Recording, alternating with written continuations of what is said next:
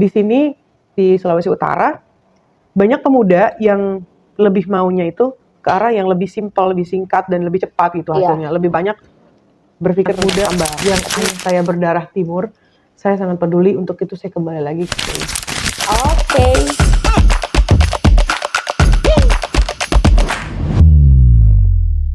Hai young people, saat ini saya sedang bersama Ketua Umum DPP KNPI, Kak Putri Hairunisa Surento. Halo Kak, welcome to MP Talks. Apa kabar?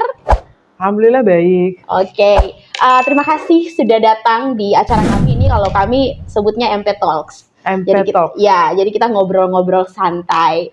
Nah, Kak Putri tadi kan kita sudah ngobrol bahwa Kak Putri ini sebenarnya asli Minahasa, Sulawesi Utara. Nah, kira-kira Kak Putri bisa menggambarkan sedikit tentang sosok seorang Kak Putri ini sebelum nanti kita akan membahas spesifik tentang KNPI. Saya ayah berdarah asli Minahasa. Oke. Ayah saya famnya Surento. Dan memang untuk saya kembali ke Minahasa itu adalah panggilan ya. Gitu. Kembalinya itu adalah untuk membangun aja. Oke. Tapi kalau sekarang saya lebih fokus dari jabatan saya sebagai Ketua Umum DPP KNPI, yaitu bermanfaat untuk daerah saya gitu, asal ayah saya. Dan memang saya sedang melihat dari beberapa fokusnya, selain dari adanya energi, lalu juga sekarang ini adalah bagaimana dengan pangan gitu, karena pangan ini menjadi satu hal yang sangat penting untuk ketahanan hari ini, kurang lebih seperti itu. Oke, jadi kembali untuk mengabdikan diri di tempat kelahiran seorang ayah, kurang lebih seperti itu ya Kak. Oke Kak, kita kalau ngomongin soal KNPI, mungkin M-People yang ada di rumah tuh masih bingung, apa sih relevansinya antara KNPI dengan ketahanan pangan, khususnya di Indonesia saat ini? Oke, untuk relevansinya itu karena KNPI itu adalah Komite Nasional Pemuda Indonesia, yang dimana itu tempat berhimpunnya, organisasi yang tempat berhimpunnya semua organisasi kepemudaan yang ada di Indonesia. Jadi ada organisasi yang kepemudaan, ada yang kenusantaraan, kepemudaan itu ada organisasi Cipayung, kenusantaraan juga ada, lalu ada keagamaan gitu ya, lalu juga ada kebudayaan gitu, dan ada profesi gitu. Dan itu yang tergabung adalah isinya beranggotakan pemuda, yang dimana semua profesi itu kan ada gitu. Oh, tapi jadi semua profesi itu ada di dalam satu wadah yang sama ini, KNPI. Iya, ada hukum, ada pertanian gitu, dan termasuk juga bagaimana ketahanan nasionalnya ada. Oke. Nah, saya mau tahu kira-kira peran strategis dari seorang KNPI yang masuk di dalam KNPI ini seperti apa? Kira-kira untuk bisa memberikan delegasi atau juga memberikan sebuah rekomendasi kepada pemerintahan untuk bisa mengeluarkan sebuah kebijakan yang penting untuk ketahanan pangan misalkan. Kira-kira seperti apa kontribusi dari KNPI sendiri? Jadi untuk KNPI itu kan kita itu punya, sebelum kita bergerak itu kita punya analisa. Lalu kami juga punya kajian ilmiah. Biasanya kami serap dari masyarakat gitu. Yang dimana kami serap dari masyarakat ini adalah bagian dari kerjasama kami dengan organisasi kepemudaan, organisasi profesi, organisasi Nusantara. Nah, setelah kami mengetahui apa yang menjadi permasalahan di masyarakat, kami akan kaji dan akan kami berikan itu sebagai saran ke pemerintah daerah sampai di pemerintah pusat gitu. Itu bisa menjadi pergub, bisa menjadi permen, dan bisa menjadi perpres gitu. Jadi itu adalah kerja-kerja kami sebagai anak muda, menjadi ya masih bisa berlangsung itu sebagai the bottlenecking juga. Apapun yang kurang gitu ya, yang kiranya masih belum masyarakat dapatkan sesuai dengan apa yang dibutuhkan atau seharusnya, itu kami pemuda berada paling depan. Jadi bisa dibilang kayak perannya tuh cukup strategis. Tapi sebentar dulu ya Pepel, saya mau mundur ke belakang sedikit tentang Kak Putri ini sendiri. Kak Putri ini kan baru atau Udah cukup lama? Sejak 2022. Sampai periode? Ini sudah periode akhir. Oke. Jadi sudah cukup lama ya? Iya. Oke, Kak Putri ini satu-satunya perempuan asal Sulawesi Utara yang baru menduduki posisi strategis ini atau sudah pernah ada sebelumnya? Untuk ketua umum saya sejak 1971 itu saya pertama perempuan dan saya asli dari Sulut. Wah, jadi masyarakat Sulawesi Utara harus berbangga. Ini satu-satunya perempuan asal Sulut yang menduduki peran strategis sebagai ketua DPP KNPI. Nah, oke, kita kembali lagi nih, Mbak. Kalau kita ngomongin soal KNPI, seperti apa yang dikatakan tadi bahwa ada banyak profesi yang tergabung di dalamnya. Nah, kira-kira itu bentuk kolaborasinya tuh seperti apa, Kak? Sampai pada akhirnya bisa menghadap pemerintah dan juga cukup berperan dalam mengeluarkan sebuah kebijakan nantinya yang penting untuk publik. Sebenarnya pemuda ini kan mitra strategis ya. Jadi mitra strategis KNPI itu mitra strategis pemerintah. Yang dimana kami itu bisa memberikan masukan dari masyarakat kepada pemerintah yang dimana nantinya akan menjadi satu aturan baru atau bisa merubah yang namanya aturan yang tidak sesuai gitu. Jadi apapun itu bukan serta-merta kami juga memberikan saran, tapi kami sudah memitigasi gitu. Semisal kami punya kajian terhadap pertanian gitu, terhadap pangan, terhadap energi, dan juga bagaimana pemuda itu berperan aktif untuk mensukseskan ketahanan pangan, mensukseskan ketahanan energi, dan bagaimana peran pemuda kalau ini adalah bukan hanya bagian dari tugas pemerintah, tapi ketahanan pangan itu adalah bagian dari tanggung jawab kita semua, termasuk pemuda gitu. Seperti di Sulut. Di Sulut ini menurut data BPS di tahun 2026, 71% itu adalah usia produktif gitu. Dan dari angka tersebut, usia produktif inilah yang sebenarnya mempunyai tanggung jawab, estafet tanggung jawab bagaimana kita bisa mempertahankan adanya ketahanan pangan kita dan juga memenuhi syarat-syarat atas pangan yang ada di provinsi ini gitu khususnya. Makanya saya lebih mengarah kepada saya memantik gitu ya ke teman-teman pemuda, kita harus bisa bertahan untuk mempertahankan ketahanan pangan dengan adanya potensi-potensi pemuda, dengan adanya salah satunya juga potensi-potensi alam yang ada di Indonesia. Karena kan kalau kita bertani ini ternyata kalau di sini bukan hanya, sebenarnya bertani itu kan bukan hanya padi. Iya, betul. Bertani itu kan sebenarnya ada 3 unsur yang harus dipenuhi gitu ya kan dalam pangan itu ada bibit, air dan pupuk. Nah, lalu bagaimana dengan adanya ketersediaan 3 items ini yang menunjang pertanian, ketika itu sudah aman, lalu lahannya juga sudah aman, karena bahwasanya ketika kita mempertahankan lahan, mempertahankan untuk tidak dijadikan sebagai alih fungsi lahan, nah itu akan ada insentif dari pemerintah. Gitu. Jadi itu pun menjadi salah satu sebenarnya semangat kita untuk tetap menjaga lahan-lahan pertanian. Kalau di Sulut ini kan untuk kalau pertaniannya itu padi itu ada di Bolmong, itu juga petani ladang ya. Lahannya itu lahan seperti garapan gitu ya, Kak? Iya. Nah, itu bukan satu komoditas yang hanya satu gitu maksud aku untuk ketahanan pangan. Karena masih ada jagung ya kan, masih ada juga selain itu rempah-rempah lainnya. Dan ternyata sekarang yang lagi hidup juga di kalangan petani-petani muda itu ada petani cap tikus. Iya, betul. Itu yang sangat meningkat. Iya, apalagi kalau cap tikus kan sekarang kalau di Sulut itu sudah ada perusahaan yang secara legal kan yang Jobubu. Iya. Mereka sudah IPO juga, jadi kebutuhan cap tikus setiap bulan itu memang meningkat.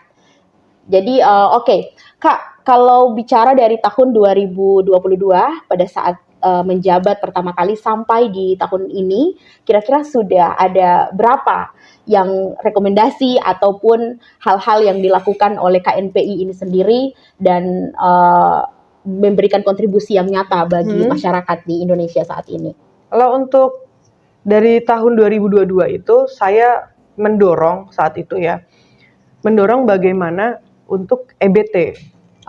Ya. Energi baru terbarukan? Iya, energi baru terbarukan, bahwasanya itu diperjelas untuk impornya, untuk ekspornya. Karena itu mempengaruhi teknologi yang ada di Indonesia juga. Karena kita punya bahan bakunya, ketika kita punya bahan bakunya itu, kita bisa menciptakan pertanian yang lebih modern dengan teknologi itu, yang high-tech. Karena kita itu punya logam tanah jarang. Logam tanah jarang ini bisa dipakai untuk jadi pesawat tanpa awak dan juga untuk bisa menjadi drone. Itu untuk pertanian sangat bagus gitu.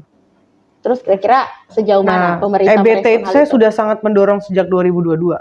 Dan pembatasan untuk pengiriman, bahwasanya pengelolaan harus di Indonesia.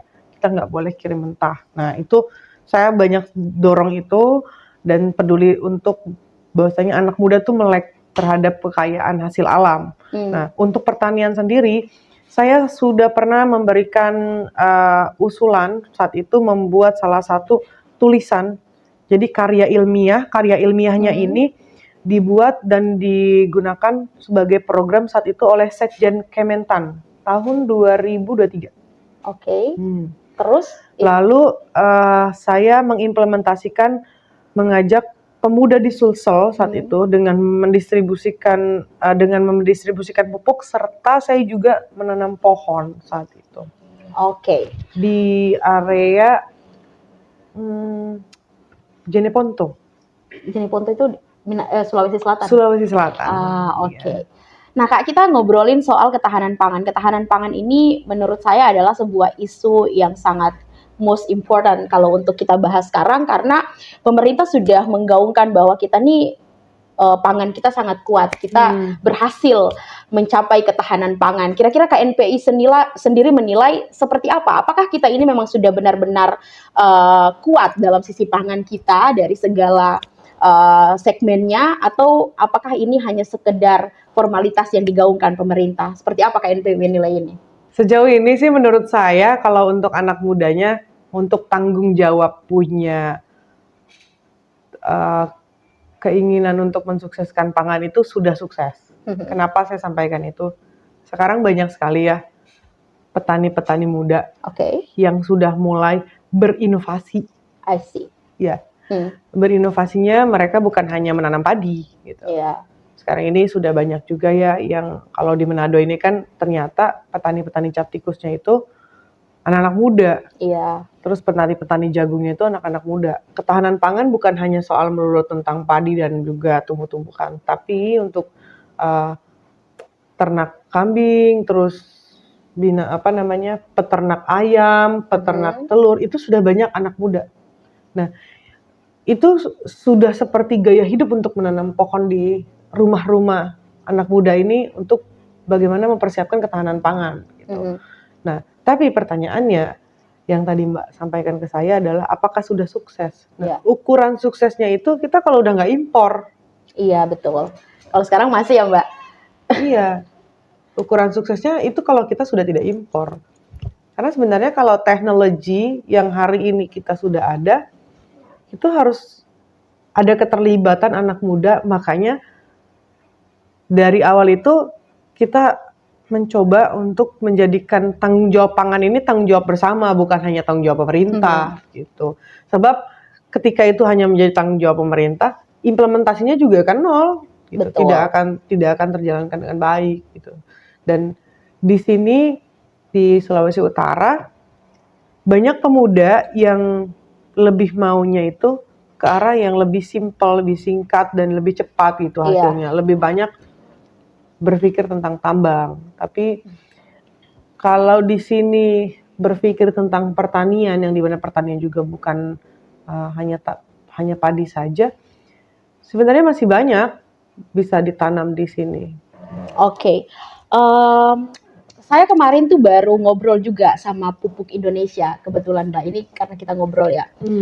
Kemarin tuh Pupuk Indonesia mengatakan bahwa dari tahun 2024 sampai tahun 2025 realisasi untuk penyaluran pupuk mereka itu tidak sampai di angka 100% atau di bawah dari apa yang mereka bisa distribusikan. Di tahun 2024 sampai 2025. Nah, mereka tuh mengklaim bahwa saat ini kenapa kebutuhan pupuk tidak lagi sebanyak tahun-tahun sebelumnya, karena ada banyak sekali ahli fungsi lahan. Jadi kayak alih fungsi profesi, ahli fungsi lahan. Jadi yang mengakibatkan sebenarnya ketersediaan pupuk ini tidak lagi bisa terdistribusikan dengan baik. Nah, kira-kira seperti apa pendapat Kakak jadi dari sisi Ketua KNPI untuk melihat hal ini? Ternyata kalau tadi Kakak bilang bahwa banyak sekali anak muda saat ini yang suka dan senang bertani, tetapi kalau kita compare dengan data yang dikeluarkan sebenarnya kurang sinkron juga, karena saat ini justru lahan pertanian kita tuh sedikit berkurang, Kak. Sedikit berkurang dibuktikan dengan data. Nah, kemarin juga saya ngobrol sama pihak dari Dinas Perkebunan, kita ngobrolin soal kelapa dan lain-lain. Di Sulawesi Utara ini ternyata kita tuh sentra produksi kelapa nomor 2 di Indonesia. Produksinya tuh sangat banyak, tetapi kita tuh tidak bisa mencukupi kebutuhan kita sendiri. Nah, kira-kira usaha-usaha apa nih sebenarnya, Kak, yang peran-peran KNPI kan di sini sebenarnya dibutuhkan untuk bagaimana bisa mendobrak pintu ini, bahwa ternyata kita nih kalau mau mandiri pangan tuh bisa banget, tapi kita tuh masih belum ada akses yang untuk bisa menyatukan semua ini sehingga kita nih bisa mandiri secara bersama-sama, seperti itu loh maksud saya, Kak. Jadi kira-kira KNPI ini mendorong hal-hal ini tuh seperti apa ke depannya? Mungkin kemitraan dengan pemerintah, atau mungkin membangun koneksi dengan pihak swasta untuk bisa membangun ketahanan pangan khususnya di Sulawesi Utara dulu lah. Jadi kalau penyampaiannya hari ini alih fungsi lahan itu sangat banyak dan itu yang menyebabkan berkurangnya minat pemuda untuk bertani, sebenarnya itu adalah fakta realita yang hari ini ada gitu. Cuma itu adalah sebab kita untuk turun dan kembali terhadap sektor pertanian ini, dan tentunya khususnya untuk pangan gitu. Kenapa saya sampaikan itu? Karena pangan itu sendiri sebenarnya kalau sekarang khususnya di Sulawesi Utara tidak terfokus hanya pada padi, kembali lagi tadi saya sampaikan. Iya, banyak. Gitu. Di Modoindi kita punya sayur-sayuran ada di Modoindi, ya kan. Di Minahasa kita punya kelapa dan komoditas lainnya gitu. Nah, tapi minatnya ini tidak menjadikan satu hal yang menjanjikan menurut anak muda. Betul. Nah, minatnya ini lebih pada hal-hal yang praktis dan lebih cepat terkenal itu seperti apa. Bukan melihat bagaimana nanti 5 tahun ke depan itu kita bisa swasembada pangan, atau 10 tahun ke depan kita swasembada pangan. Nah, anak mudanya itu masih berpikir kalau ini adalah bagian dari kerja-kerja pemerintah saja, tanggung jawab pemerintah saja mungkin ya. Nah, kalau salah bisa Iya, betul. Cuma makanya saya mencoba di sini itu memantik bahwasanya pangan ini bukan hanya tanggung jawab pemerintah, tapi ini juga bagian dari tanggung jawab anak muda yang pertama. Lalu bagaimana cara kami? Ya, saya keliling ke daerah-daerah, saya mencoba memitigasi apa yang memang sebenarnya menjadi hal-hal yang atau poin-poin yang membuat anak muda itu tidak tertarik, dan bahkan ada permasalahan apa di masyarakat sehingga itu yang bisa membuat tanggung jawab itu lebih besar kepada anak muda dan juga masyarakat untuk bisa mensukseskan swasembada pangan itu sendiri. Karena ketika tidak punya kepercayaan diri, sudah banyak sekali memproduksi dari hasil pertanian, ternyata tidak terdistribusi dengan baik. Artinya kan masyarakat punya tanggung jawab, tapi sebagai pemerintah tidak punya strategi. Artinya kita juga bisa memberikan masukan kepada pemerintah. Bapaknya example like promotionnya seperti apa gitu kan. Karena kan di sini itu sebenarnya influencer, lalu selain influencer ada TikTok dan selebgram itu kan banyak juga terlahir dari Manado ya, dari Sulut gitu. Jadi untuk promosinya, untuk bagaimana bisa tersampaikan ke seluruh dunia bahkan, dan bukan hanya di Indonesia, itu sepertinya butuh kolaborasi yang jauh lebih masif sih menurutku. Itu masukan gitu. Karena sekarang dengan pertanian anak-anak muda sebenarnya bisa bukan hanya membuka ladang, tapi untuk ketahanan pangan di rumah sendiri dimulai dari yang terkecil pun itu sudah bisa. Gitu. Urban farming sekarang kan sudah sangat mudah. Iya, betul. Dan peran-peran saya sebagai KNPI itu bekerja sama dengan KNPI di Kota Sulut, mencoba untuk bisa memberikan stimulus bahwasanya anak muda itu bertani tidak ada salahnya. Itu tanggung jawab kita semua. Gitu. Mungkin kalau orang-orang Manado gengsi kali mau bertani atau gimana? Sebenarnya lebih bukan gengsi ya, Kak. Tapi mungkin saja hitung-hitungannya tuh belum pas. Betul sih, sepakat soal itu. Iya. Karena memulai bertani itu sebenarnya bukan hanya menyangkul, bukan. Ada modal yang harus dikeluarkan juga untuk beli pupuk dan lain sebagainya mungkin. Kalau untuk modal itu sebenarnya sudah ada kemudahan-kemudahan KUR ya. Modal usaha sekarang sudah ada. Betul. Dari usaha modal UMKM, terus KUR juga ada ya kan, dan program-program pemuda itu ada setahu saya. Nah, lalu juga untuk pupuk itu penyalurannya itu kan sekarang sudah digital. Iya. Beli pupuk itu bukan lagi ambil di tengkulak, tapi beli pupuk itu ada sekarang titik serahnya sekarang. Sudah ada KTP dan juga upload atau scan di ini saja. Itu untuk subsidi aplikasi itu sudah lebih mudah. Jadi harganya pun harusnya ketika di daerah itu sama karena punya headnya kan. Iya, punya head, betul. Jadi menurutku kalau pupuk itu akan jauh lebih mudah ketika didapatkannya dengan cara yang bukan lagi melalui tengkulak kan. Iya, betul. Dan sekarang juga kalau misalnya kita mau bicara berkaitan dengan pupuk itu sebenarnya bukan hal yang sulit didapat oleh anak muda, karena anak muda bahkan sebenarnya lebih mudah untuk mengakses karena kan tahu ya caranya. Bahkan menurut saya sekarang pupuk itu jauh lebih masif ya. Karena untuk sekarang ini persiapannya itu kan kita juga melihat bahwasanya pupuk itu pabriknya sudah ada di mana-mana ya. Apalagi nanti itu pupuk itu setahu saya yang saya baca itu adalah akan produksi sendiri dan kita impor gitu keluar. Iya, betul. Gitu. Jadi sebenarnya itu kebanggaan juga ya kalau pupuk kita itu kan kita bisa impor keluar. Iya. Oke, jadi mungkin saya mencoba mensimpulkan apa yang dikatakan oleh Kak Putri tadi bahwa ketahanan pangan ini adalah tanggung jawab kita bersama, termasuk anak-anak muda. Bukan hanya tugas pemerintah untuk bisa memenuhi pangan kita sendiri, tapi kita harus mulai dari rumah kita sendiri, bahkan untuk menanam sendiri supaya kita tuh bisa memenuhi apa yang kita perlukan untuk sehari-hari dulu. Jadi buat semua anak-anak muda yang ada di Sulawesi Utara, jangan malu untuk bertani, mulailah untuk bertani dari sekarang, karena langkah kecil yang kita lakukan sekarang tuh bisa memberikan dampak yang besar ke depannya. Iya. Nah, Kak Putri, kita kembali lagi nih. Kak Putri kan sudah bertugas dari 2022. Sekarang ini ada berapa anggota KNPI? Apakah di setiap daerah tuh ada anggotanya masing-masing? Jadi semua provinsi itu adalah perwakilan saya di daerah. I see. Oh, jadi di 38 provinsi ini ada perwakilannya masing-masing dong? Ya, ada perwakilan saya masing-masing dan ada sampai di tingkat 2, sampai di kecamatan. Sampai di kecamatan juga? Iya. Bentuk koordinasinya tuh seperti apa, Kak? Jadi dari kecamatan melaporkan ke provinsi, provinsi laporkan ke pusat, gitu? Benar, biasanya. Itu menjadi rekomendasi yang dimana nanti saya juga akan bersurat. Saya akan menyurati kementerian terkait apa yang menjadi masalahnya di mana atau masukan. Biasanya sih kami lebih kepada masukan. Seperti contohnya ya di KNPI Sulawesi Utara di sini itu lebih memberikan masukan keterlibatan anak muda dalam setiap mengambil keputusan itu semakin minim.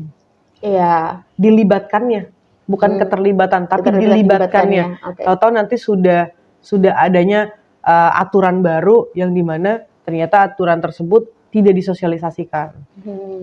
Tolong jangan di-cut ya. Jangan, enggak akan di-cut, tenang aja. Ini penting. Agar anak muda juga merasa tersampaikan, karena kami juga sebagai anak muda di sini itu ada karena untuk masyarakat. Kepanjangan tangan masyarakat, ada mahasiswa, karena kan tergabung juga nih gerak organisasi mahasiswa di KNPI. Gitu. Usianya tuh dari berapa sampai berapa kalau gabung di KNPI? Jadi di KNPI itu sampai 40 tahun. Menurut aturannya. Menurut aturannya. Iya. Dari umur? Undang-undangnya itu dari umur 17.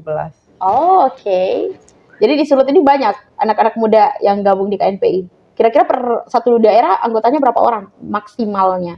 Jadi untuk di wilayah Sulawesi Utara dan juga lainnya, DPD itu ada DPD 1, lalu ada DPD 2. DPD 2 itu kabupaten kota.